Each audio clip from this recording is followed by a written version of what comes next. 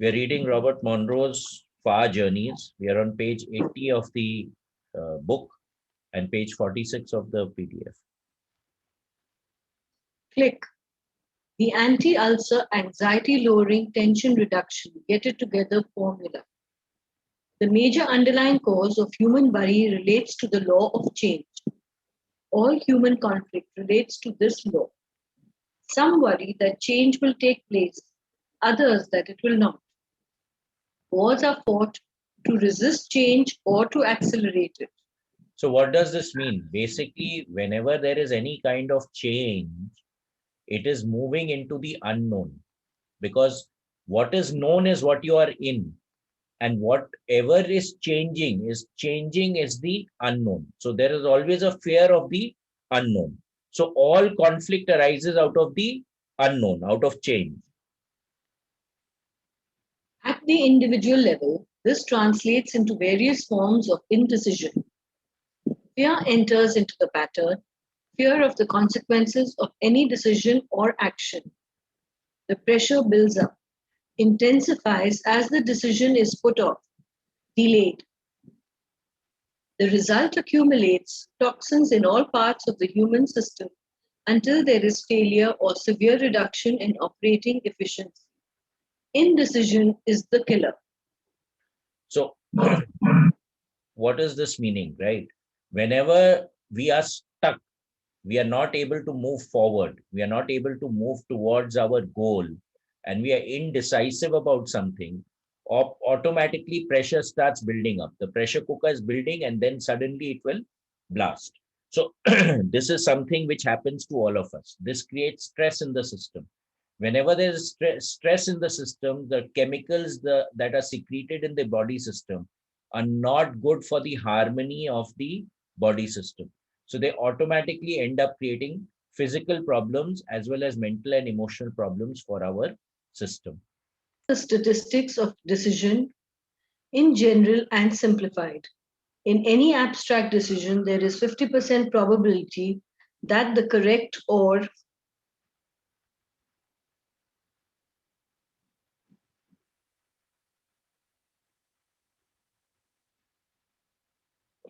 constructive choice will be made.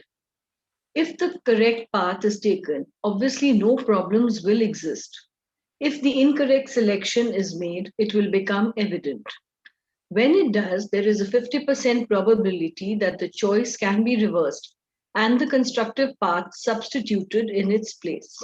So every point in time, every time you have always got a decision to make, to do this or not to do it, or to go this way or to go the other way.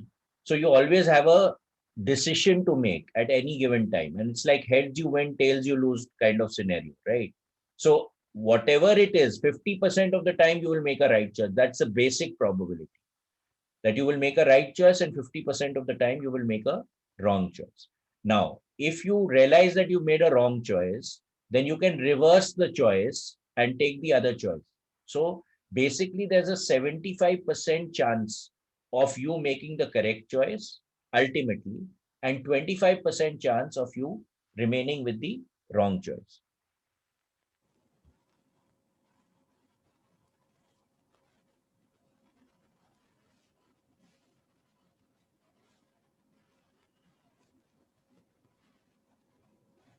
Therefore, there is only one chance in four, at the most, that an irrevocable direction may be taken in decision making. All vital decisions in the history of man have been made on much worse odds than 3 to 1. Some were as high as 1 in 20 and came out positively.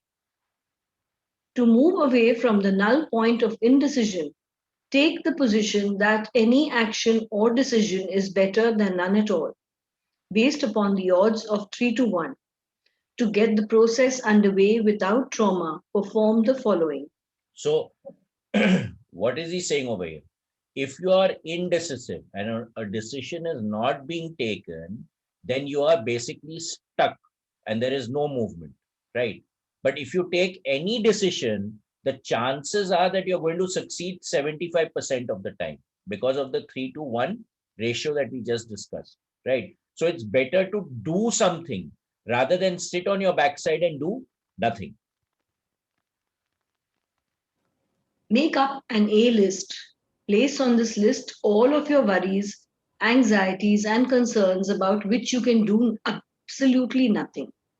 You cannot do anything about tomorrow's weather condition.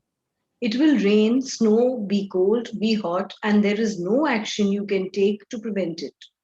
If there is absolutely nothing you can do today about such items, place them on this A list. So basically what this ABC list is, it's a very, very profound kind of a thing, and this is something that all of us should look at. Now, there are many things in our lives that we keep thinking about and about which we can't do anything, right? So when we can't do anything about something, that is what you need to put in your A list. Make up a B list. Place on this list all of your worries, anxieties, and concerns about which you can do something today. Take action, large or small. So now there are many things that we have to do something about and we can do something about, right? So all those items which are there in your to-do list, you're going to put in your B list. Make up a C list. Place on this list all your needs, hopes, and desires, large or small, which have yet to be fulfilled. So in your C list, you're going to put all the things that you want to do, right? So this is literally like your bucket list. Whatever you want to achieve, what you want to experience, what you want to perceive, where the places you want to go to, what are the things that you want to do, that you put in your C list. Today, perform the following functions. Take the A list and destroy it, and in so doing, dismiss all items contained therein from your consciousness. Why waste your energy worrying about which you cannot control? So now all the items in your A list are something that you cannot do anything about, right? So there is no point in even thinking about it. The reason there is that if you're thinking about it, every time you have a thought, there is a sparking of the neurons in your brain and it consumes energy. So if you cannot do something about something, there is no point in even thinking of it. So tear up that list, put it in the toilet or put it in the dustbin or burn it, and stop thinking about anything that you have put in your A list. Take the B list and take some action, however small, to begin the resolution of each item contained therein. Several may be concluded immediately and thus can be released and dismissed from your consciousness. Others will be reduced in pressure because the flow has begun. A decision has been made. So everything that you can do something about, the moment you start doing something about it, then you stop the round thinking about, I have to do this, I have to do this, I have to do that, right? So when you're constantly thinking, I have to do this, I have to do this, and you're not really taking any action, that means there's no movement on that particular thing, but you're wasting energy thinking. So if you can start moving, start the ball rolling on all the items in B list, you will find that slowly, what will happen is your B list will totally get compressed. There'll be literally nothing left. Your A list as it is, you've got rid of. Your B list will keep getting smaller because many of the items will get removed. It will get sorted out and done, finished. Many times we procrastinate and we don't do things that we need to do. The moment we start focusing on getting the ball moving, you will find that it does not take time to clear up 90% of what is there in your B list. And the other stuff, once you start moving on it, will automatically resolve itself. 3. Take at least one item on the C list and perform one act, large or small, that moves you in the direction of such goal. So now what is in your C list? Everything that you want to do, right?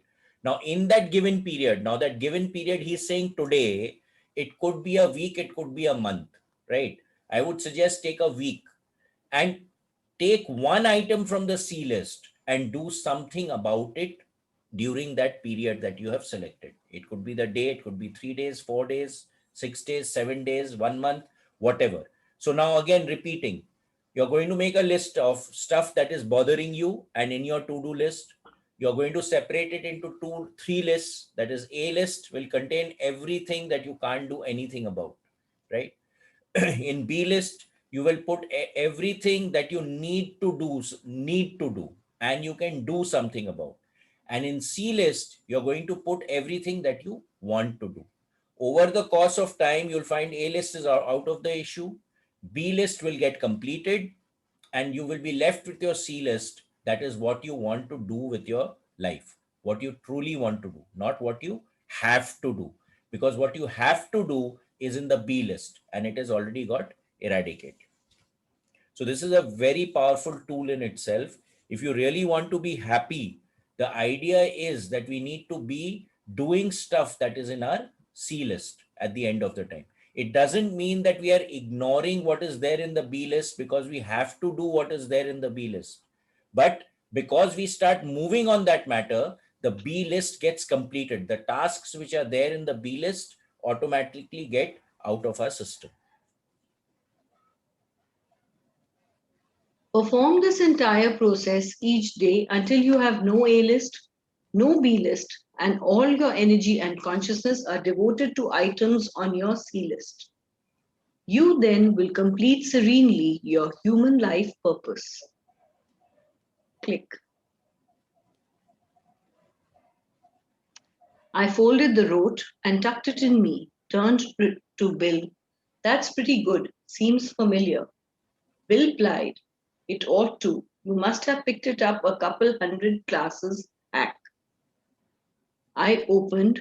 Bill, if I don't belong here, where do I go? I don't know. I don't have the slightest percept on that. There must be classes for mavericks like me, Bill plied. I'm sure there are. I got to make my rounds now. Drop in for a visit if you feel like it. I'm 2 rings out.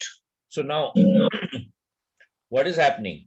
Bill is sending a rote, right? We all remember what rote is: resonant, organized thought energy to Robert Monroe, saying that, see, this is what you are. You are a maverick, right? Now, you're not meant to be, you already know about this because you already picked it up. So, this stuff is very familiar to you, but you need to be somewhere else. This is not the place literally for you, but you're always welcome.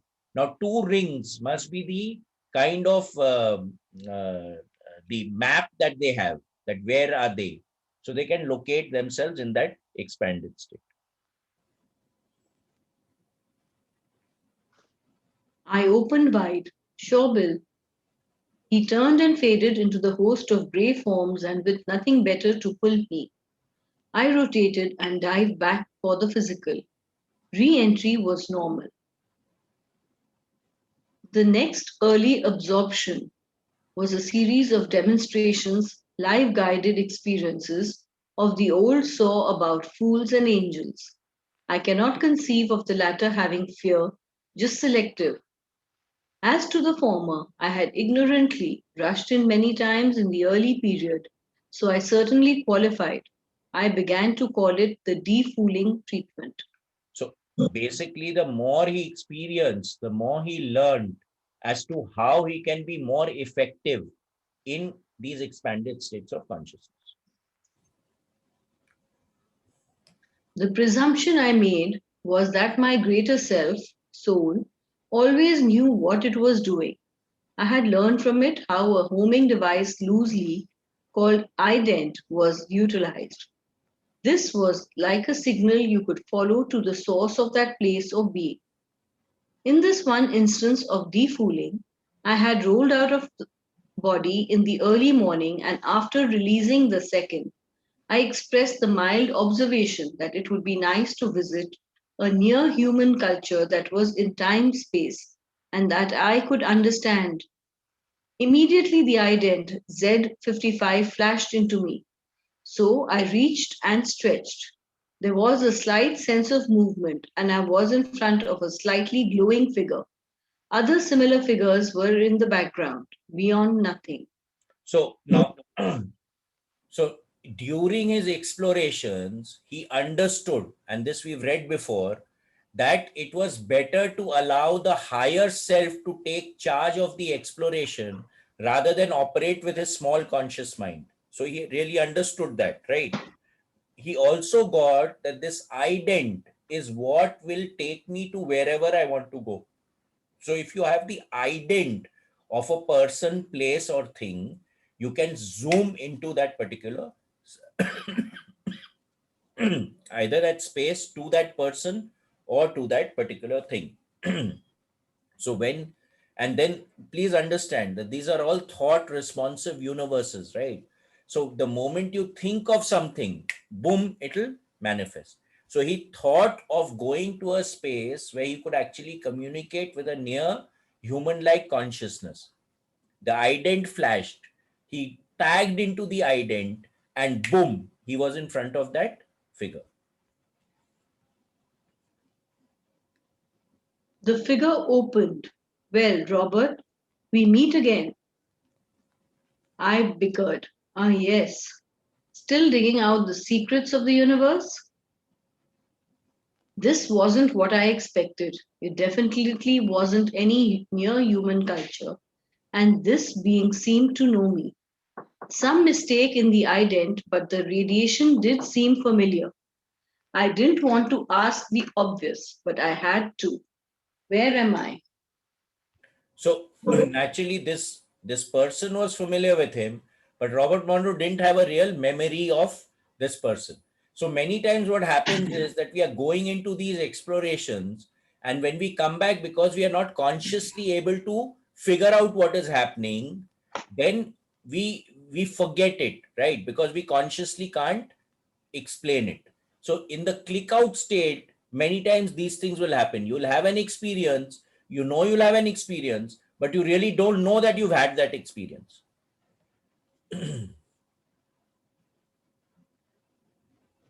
The figure smoothed. Outermost ring, Robert. One more final cycle in human, and that will be it for me. So now this says something, right? So the outermost ring. So there are many rings or levels of consciousness, you could say. And if you're not in the outermost ring, then you have to take rebirth. So this is what he's talking about here. So he says very clearly that this is the outermost ring.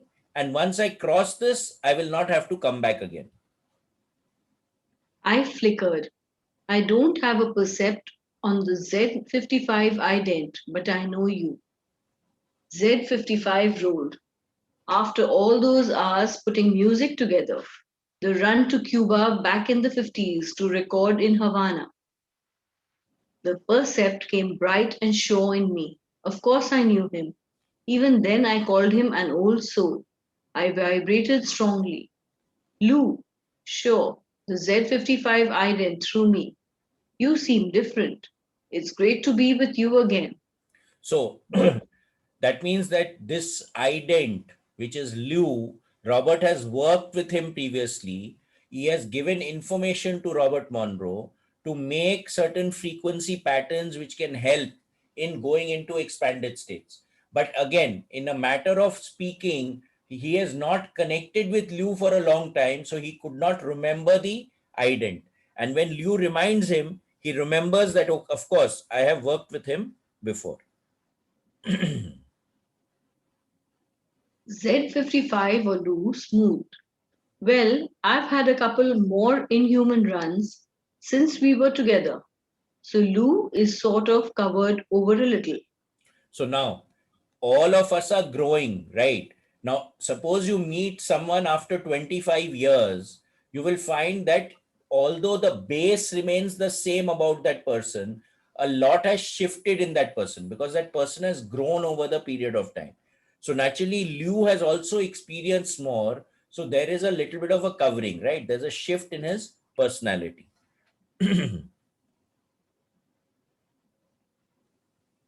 I turned inward. Lou, one of the most gentle of persons I had ever met. musician, arranger, orchestra conductor, quietly living through his life and his work. Hours and days we spent together, working far into the night developing melody lines, chord progressions, orchestrations. Then our paths diverged, and I heard of his early death, the diabetes I knew he lived with. Z55 blew open. You're still inhuman? I smoothed. Yep. He flickered. Oh, a sleeper. You got out this far? That's pretty good. Too bad you won't remember it. I opened more. It's not quite that way, Lou. Here. I tossed him a short rote covering the outer body beginning. He took it in and closed. Then he opened and rolled lightly. One of those. You never told me. I plied. I didn't know myself when we were working together. He flickered. So how do I fit in? You come looking for me? More music? I plied again. I'm not sure. I asked to visit a near human culture, got your ident, and here I am. So that means they worked together while he was living, and now he has transcended.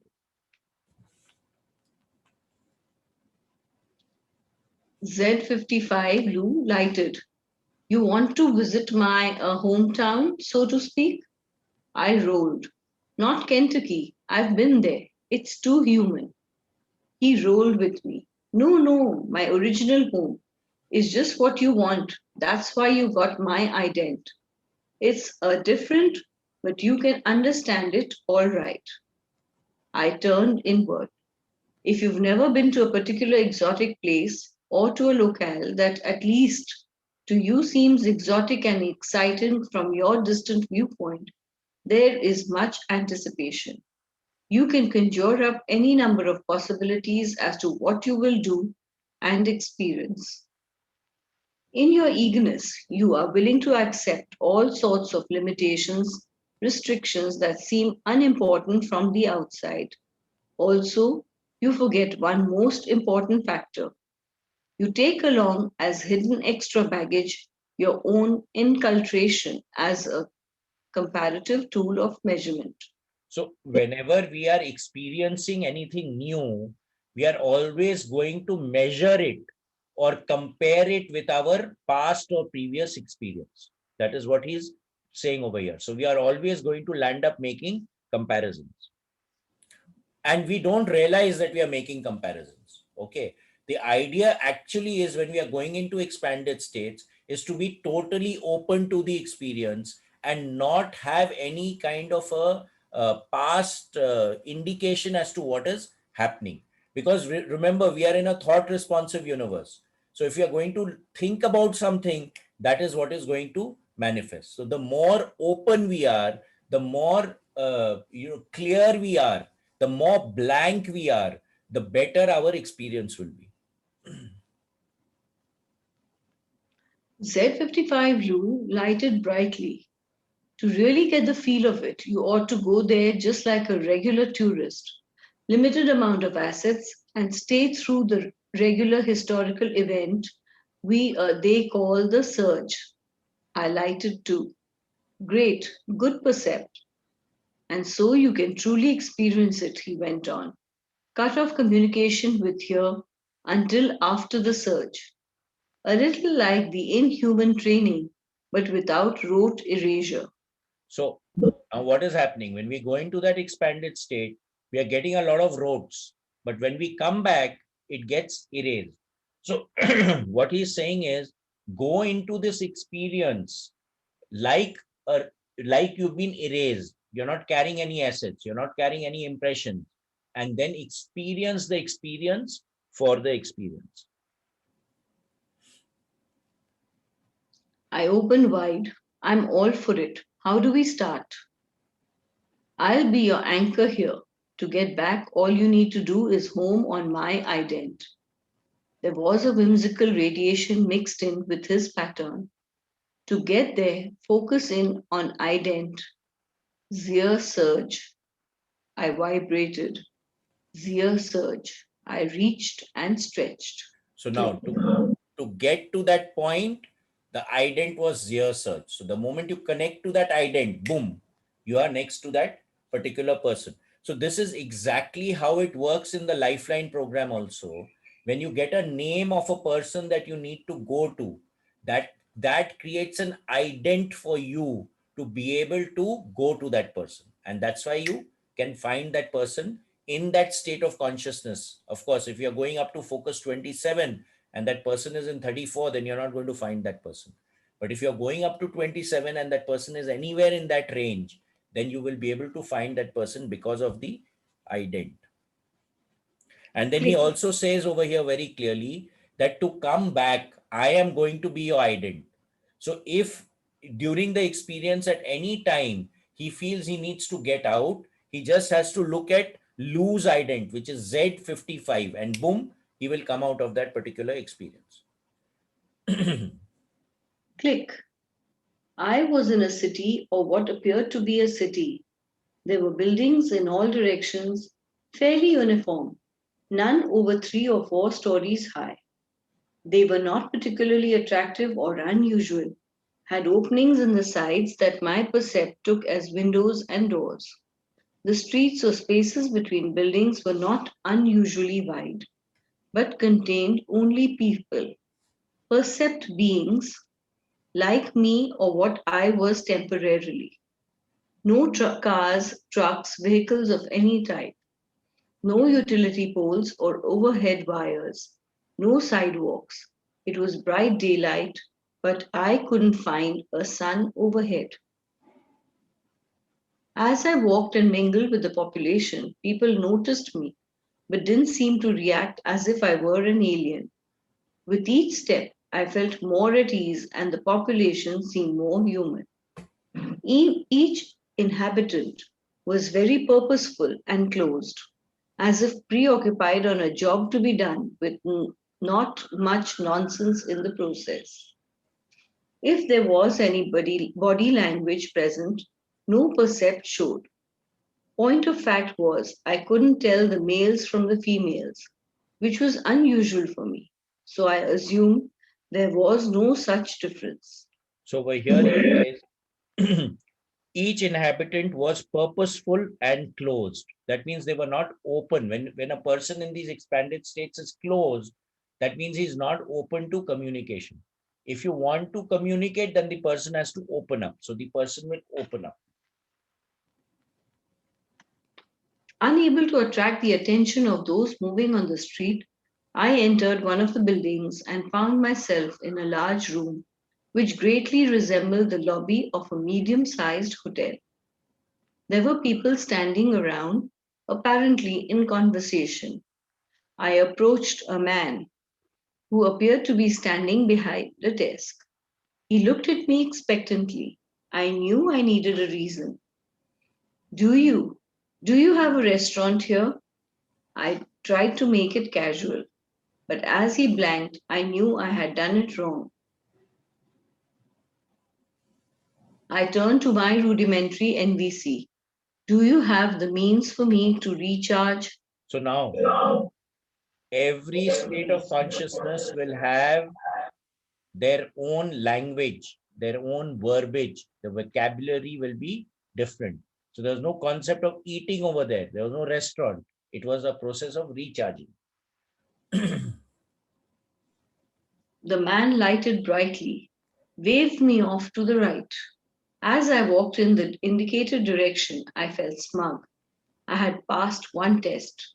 They didn't vocalize, but they understood me. Even my weak non-verbal communication. From here on, it would be easy. I began to speculate as to the food they consumed. It was sure to be unusual. An archway, rounded, was in front of me, and it appeared dark beyond. No, not dark, just lit differently in a mixture of colors. I strode confidently through the archway and into the colors. Just inside, the radiation hit me like a sheet of hot flame, and I staggered back. This wasn't the restaurant. The man got it all wrong. From all sides came the overwhelming attraction of female sexuality, Inviting, asking, offering, promising. It was too much. With great effort, I backed out through the archway, breathing heavily and trying to calm down. I had just about smoothed out when I looked up and the room clerk was in front of me, accompanied by two other men, Percept Police, Authority, KGB, etc. So again, when we go into these expanded states, the sexuality that is there is extremely profound, and you can have engagements over there which can really create shifts in you, right? The connections over there can be pretty profound. So over here again, he's hit that sheath of sexuality which is there. And now, since he's an outsider, these people have understood that he's an outsider, and someone in authority has come to tackle him. One KGB moved in. Your ident, please. I began fumbling in my pockets for my wallet. Only there were no pockets in the one-piece cover I was wearing. But there was a belt on me with a small pouch attached to it. I reached in the pouch and there was a card in it. I pulled it out and it resembled nothing so much as a typical credit card. KGB took it from me, examined it carefully, then looked up. So From again, Earth, so what do we naturally do when someone asks for an ID? We reach for a wallet. So that's what he did. But this is a different reality. So rules over here work differently. So his ID was actually in a pouch. from Earth, huh? Never heard of that city. Over on the other side of the ocean? I smoothed. Why? Yes, you see, KGB waved the card at me. Well, we don't particularly like you visiting here, but you got to obey the rules. I brightened. Sure, I understand. Here we don't go into private space and take without paying first. Always pay first. KGB turned to the desk clerk, handing him my card. How much of it do you want? He hasn't got very much. The desk clerk dropped the card into the pouch on his belt. That ought to about cover it. I started to protest. But that's all I got. I can't. In that case, we'll have to flag you. The second KGB stepped forward and took my hands.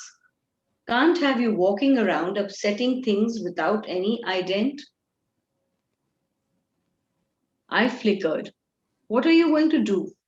The second KGB pulled a small flat box out of his pouch and opened it. Hold still, this won't hurt. He took one hand and pressed my fingertips into the box. I thought fingerprints. They're taking my fingerprints, but I was wrong. A black dye spread quickly up my fingers until it covered my entire hand.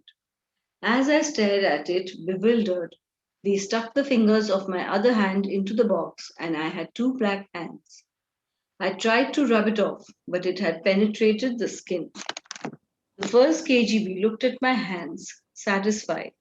That ought to do it. At least the people will see you coming. And be warned, the second KGB added. I'd advise you to go back home. Not much action for you here, the way you are. No ident to play with. So they've taken away his ident and marked him. So anyone who sees him will see the black hand. So that means he is stay off. And then he's very much telling him, you better go back from where you came. The first KGB looked at me hard. We'll be keeping an eye on you. Then the two turned and walked across the room and out into the street. I smoothed at the desk clerk. Sorry, I didn't know it was a private space. The desk clerk vibrated. What other kind is there? I flickered. You mean all of these buildings are private? The desk clerk dulled. Then what are all these people doing here? There must be 100. I hit it strong enough to catch his attention. It's their private space, naturally. All 100? The desk clerk waved me over to the desk and I followed. He pointed to the drawing on the wall behind him. It showed some 5 rows of large black dots that looked like holes, 20 to a row. That's our personal space, he gestured proudly. Best in the city. I stared at the drawing. You go into those? He nodded. Only when the surge takes place, they are this big across the middle. He indicated a width of about 2 feet with his arms. He was about to continue when there was a sound like thunder in the distance, and the floor began to rock. Immediately, everyone in the room turned and hurried out through exits in the back. The room clerk ran to join them. That's the surge starting up, he called over his shoulder. I suppose that's what you came to witness, but you better get to your personal space fast. Then the room was empty, and I tried to keep my footing as the floor heaved rhythmically. I staggered over to the entrance as the roar grew louder. In the distance and approaching fast was a mighty wave, not water, but in the ground itself, lifting buildings and streets into a tumbling flotsam hundreds of feet high. Behind the first wave, I could see a second and a third wave, each larger than the first. There may have been more, but I didn't have a chance to find out as the first wave came surging into where I was, and the building lifted and tumbled, me in it, bouncing, rolling, twisting, jarring. So that was the surge. So this is very much like the movie in called Gravity, where when they land, there is still water, hardly 6 inches, and then a wave comes, and the whole thing gets swept away. So this is something like that, that a wave is coming. Desperately, I tried to focus. Ident what? Ident Z55 loop. Z55 loop. Reach and stretch. Reach and stretch. Closed tightly, tightly. So reaching out, setting an indent, reaching out, and then just stretching will take you to that particular indent. Click. It was quiet. The pounding had stopped. I tried to keep from shaking long enough to open.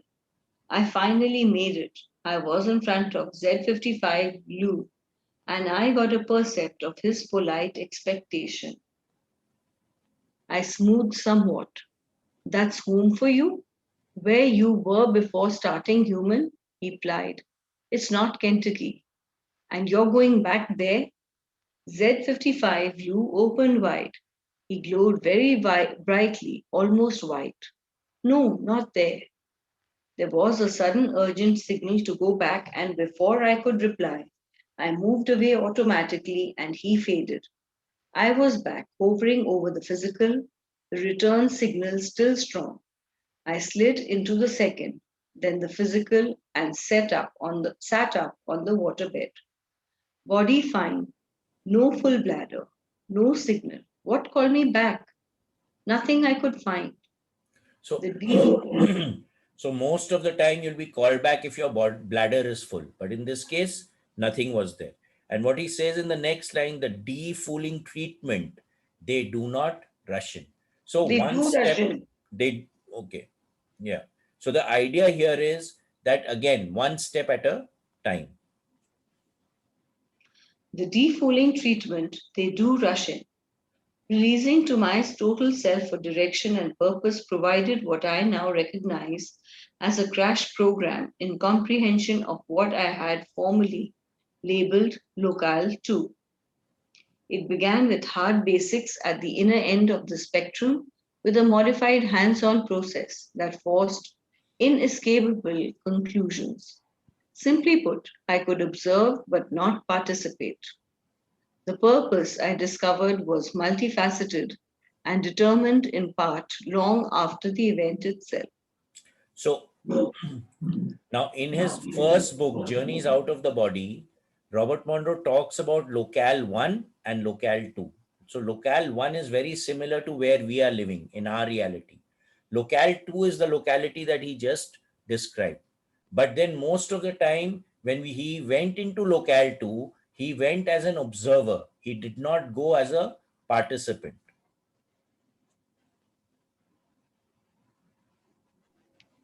One of the principal examples came one night when I rolled out of the physical, and before I could release from the second body, an overwhelming drive for sexual unison rose in me. I was about to employ my usual, not now but later cooling technique when I moved away sharply with a sudden shift. The movement was fast and short. When I was able to perceive, I found I was standing a few feet away from an enormous pile of writhing forms, reached up, slanting back as high as I could see. In each direction, right and left, it swept off into the distance. It reminded me of nothing so much as the interweaving of huge fishing worms in the bottom of a can after being left there overnight. The motion was continuous, thousands upon thousands, each wet, slippery from wriggling in and out. Among the others in the pile, searching, trying to do something, but never achieving satisfaction. So this is basically a part of, a pile of bodies who are engaged in sexual activity, right? It's totally there. So that urge of sex rose in him, and boom, he was taken into that pile of withering bodies. Three perceptive shocks hit me simultaneously. The forms were not worms, they were human. Second, the incredible, staggering radiation of sexuality, both male and female, that emanated from the seething mass.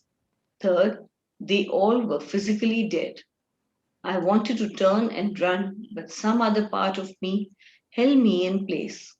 I finally calmed down enough to become analytical. Did I want to join in? My whole being shuddered in rejection. No vestige remained of the sexual desire I found so important moments before. I had the strong percept that it would come again, but never where it would control wholly what I thought or did. So So this is something like Focus 23. When people are dead, they don't know that they are dead, and they're engaging in an activity that they want to engage in when they are living. So they create that environment in Focus 23. So they're all having sex over there and have got totally stuck in that particular syndrome and no way out. With this flash of knowing, another emotion washed through me, intense compassion for those trapped in the undulating mass, so focused and intent on seeking sexual satisfaction they were unaware of any other existence. Anger at a system that could be so inhibit, repress, and distort as to create the situation in front of me. Were these the cast offs of the human process to remain so throughout eternity? So naturally, now he's a compassionate person, right? So compassion automatically grows because he realizes that these people are stuck there and they have no way out because they have no consciousness or conscious awareness that they are stuck in a particular syndrome with no way out. I moved forward slowly and stopped close to the edge of the pile. The moving bodies were male and female of all shapes and sizes, glistening with wetness. A bare, hairy leg thrust momentarily from the pile, and I grabbed it by the foot and pulled. The leg pushed out blindly, trying to move more deeply back into the pulsating mass. I pulled harder, trying to keep my grip on the sweat covered ankle. Slowly, I was able to pull the rest of the body clear of the pile. It was a man, small in stature, dark haired, fine featured, of indeterminate age. He lay there on his belly, his arms and legs moving crab like, attempting to pull himself back into the pile, totally oblivious to the fact that I was holding on to his foot and preventing him from doing so. So they are so one minded in their focus that they get stuck and they can't experience anything else unless that awareness again expands and opens up. I easily held him in place, bent over, and shouted in his ear, "Hey, I want to talk to you. Hold still for a moment." There was not the slightest indication that he heard me. His face was fixed, a gleam of anticipation spread across it. He kept trying to move back, and I held him in place, wondering what to do next. I tried another approach. "It's the cops, the police. They're raiding the joint. Got to get out." I waited for some response, but there was none. I couldn't provide him with the radiation that would get his attention. I released his foot and he crawled back into the mass and was swallowed up in the movement. I turned away sadly and stretched for my physical ident and returned without incident. From that point on, I had a new technique to control any surfacing sexual drive. All I need to do is think of that wriggling, writhing, mindless pile of humanity. That does it. This episode was of the milder variety that may be encountered in the immediate post physical areas. I soon discovered there was a pattern at work in my own guided tour through them, states of being I had previously passed through quickly to avoid confrontation. All of these forays started while in the second body, before I could release it and move outward. I felt safe and secure with my higher self doing the driving. The feeling was right, but not the reason. So, so as he is growing, he is constantly learning new techniques. He's constantly getting new processes with which he can use for his out of body exploration. So now, whenever the sexual drive arises, he's got a new tool to actually suppress it. Should we stop here? No, we can continue. Chapter 8, Contact Point. The suspicion began where I thought I had a good perspective of the human experience. In retrospect, the whole thing may have been planned that way all along. I had been moving in and out of OOB situations very blithely and calmly, always sure that my guiding total self knew the answers, would take care of anything and any problem as they arose. It had worked perfectly to date, and perhaps that was why the slight scent of suspicion began to form. However great my ego might think I was, I knew I wasn't that good. Thus entered again one of my many questionable characteristics. I can't let a good thing alone and simply let it do. I have to find out why. In several succeeding OOB excursions, I tried to become aware of who was doing the driving and or navigating.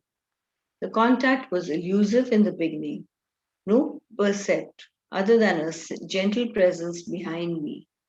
Directing where I went, I turned around, but there was nothing. At the most, a trace of a friendly presence, but it was there and it seemed definitely external. So again, he wants to investigate, right? कि कौन कर रहा है? Let me figure out who's actually doing it. But naturally, if your higher self is there, you are not at the consciousness level of your higher self. So you cannot connect to your higher self till you achieve that state of consciousness. So you can feel the presence, but you really don't know the presence. I went back through my notes all the way to the beginning. I was astounded that I had ignored what was so apparent. A hand helping me get out, a hand on my arm, a response to my anguished screams, and the more subtle clues apparent from my new perspective. I had called them helpers at the time and let it go at that. At the minimum, I had not turned my activities over to my greater self, but to them, however, they were. So whoever they were, right? So he really didn't know who was helping him, whether it was his higher self or these helpers, but he had turned over all the experiences to these guys. Thereafter, during active OOBEs, I tried many times to communicate with these presences, singular or plural, to no avail. Correction. I thought I received no reply because no words were forthcoming, only pictures, sensations, and action. The change came about when I dimly began to realize I wasn't speaking their language, as it were. Review of my early notes supported this.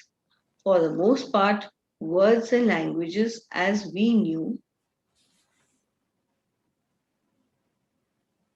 sorry, words and languages as we know them are strictly human. The inference was obvious to me, being human. My deflated ego rose somewhat with the realization that whatever my communication method was, a response was coming from these superhumans, no, Non-human. archon humans. Okay, so what was happening? We've explained this many times in the workshops also, that this communication when we are going into these higher states of consciousness are mostly non-verbal. So you have to develop a language of your own to be able to comprehend what they are talking about. With this awareness, I continue to ask and let them do the driving and navigating during my OOB states. For one simple reason, the process had been working. Whoever they were, they certainly knew the territory far better than I. Each time, though, I attempted another kind of communication and it began getting results. I directed wordless thoughts, pictures, activities, feelings, and emotions to the supposed presence behind me. Each time there was an immediate response of like quality. It took some analytical and subjective attitudes combined to comprehend what I received. It was painfully slow on my side, astoundingly patient on theirs. Out of it came the rudiments of what we now call nonverbal communication, NVC. It was a milestone in my consciousness. I knew then that NVC exists and I knew the difference, not too much more. So again, he's getting to understand that they are communicating, but we do not know what they are communicating. So need to develop a language. With the mutual recognition of such communication in depth and extent of my OOB pattern shifted, I was escorted frequently to what might be loosely described as another kind of class. In that, there was an instructor and there were students, including me. It was entirely different from the sleepers classes I remembered. Here, freely translated, there was a brilliant white radiating ball of light that was the teacher. I could detect radiation of others, presumed students, all around me, but nothing beyond that. No form or any indicators as to who and what the others were. Instruction consisted or ins- Instruction consisted of a seeming sequential bombardment of packages of total experiential information to be absorbed instantly and stored thought balls, whose actual name cannot be translated into a word, which I called roots. It apparently is a very common communication technique in NVC. What I could bring back, I attempted to convert into inhuman usage with mixed results. I have been unable to relate the vast majority of such information in any way to life here on time space Earth. It may be preparation for activity yet to take place here, for use in other non physical energy systems, or it is beyond my comprehension. The last is most likely.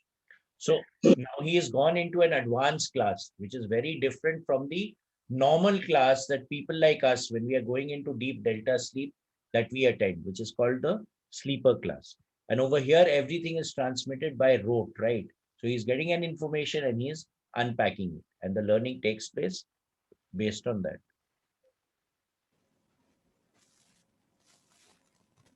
Thus, the relationship took on an entirely new aspect. I began to trust my unseen pilots, as I never would have trusted myself.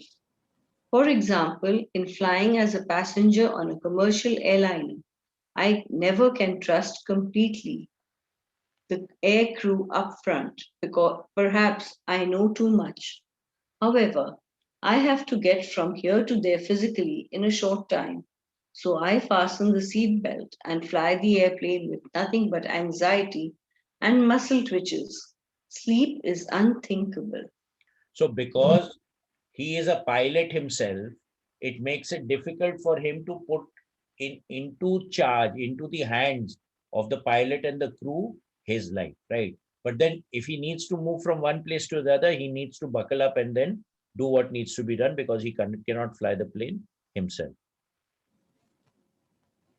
Should we stop here? Continue with this paragraph. This was different. They knew how and where to fly this airplane over this route far better than I. With each flight, my confidence and trust in them grew. Conversely, I realized how little I knew as the route became more complicated. I fondly began to call them inspects, short for intelligent species, which presumes humans are not quite so. So naturally, as he started trusting the process, as he started trusting these people who were actually guiding, or I can't call it people, it intelligence which was guiding the process, the more familiar he became with them. And then he started to name them. And he actually at the end starts to understand also who that inspect is. He named them the inspect. Knowing of such assistance and help, I approached my visits into the cycling rings in near Earth environs with much more confidence and consciousness than before. I felt an absolute security. If I got in beyond my depth, they would pull me out to safety. Although I found that their concept of beyond my depth and time differed somewhat. I may have believed that I was going down for the third and last time, screaming for help, yet they waited until the eighth or ninth time before calmly extending a hand, all part of a learning process with inbuilt intensity. So the inspects knew what our capacities are. Most of the time, we do not realize what we are capable of, right? Because we put restrictions on ourselves. We are operating out of the box, but they are beyond the box. So they really know, and then they can actually push us. So that's why even in the workshops, we constantly tell people allowing is better than actually attempting to try. The more you allow the process to take you, it will take you to where you need to go. It's an automatic process. So that trust, moving from control to trust, is the name of the game. This is something that we talked about in the shift. He talks about moving from ambition to meaning, from control to trust. And the last one is from attachment to letting go. So this is exactly what he is also experiencing. The more he allows the inspects to drive the experience, the better the experience becomes.